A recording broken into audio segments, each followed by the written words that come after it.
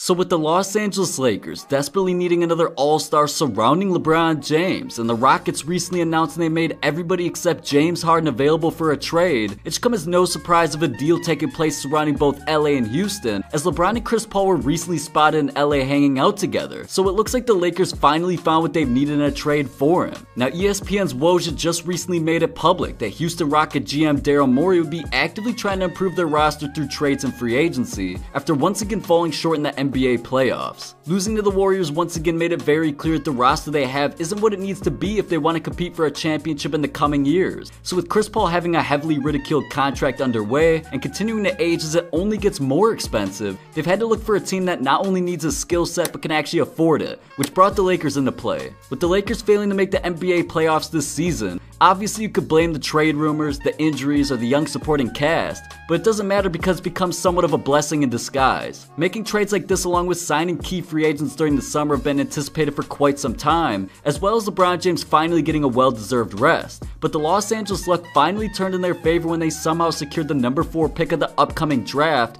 during the recent lottery, which many including LA GM Rob Pelinka felt would be a huge trade asset moving forward, since they've already had enough young talent a part of their core already. What they need at this point in time is established superstars that can help bring a championship home, here at the tail end of LeBron James' recently signed 4-year contract. Now with Chris Paul continuing to be an all-star as well as averaging 15 points, 4 rebounds, and 8 assists per game this season, all while playing a support role to a superstar in James Harden, this addition is exactly what the Lakers have needed, since they lack experience in a true playmaker outside of LeBron himself. With CP3 already proving he can play alongside bigger talent, while being one of the most efficient point guards we've ever seen, as well as being able to score on his own while desperately chasing his first ever ring, it's a perfect match finally pairing the two up, seeing as LeBron is used to being successful in an elite point guard beside him already in Kyrie Irving. And also, Chris and Bron have had a history together both on and off the court, still being friends all these years, so the chemistry is obviously there. But as far as the deal goes, teams around the league had already expressed that Lonzo Ball's potential is worth whatever comes with him to an organization, including his outrageous father of LeVar.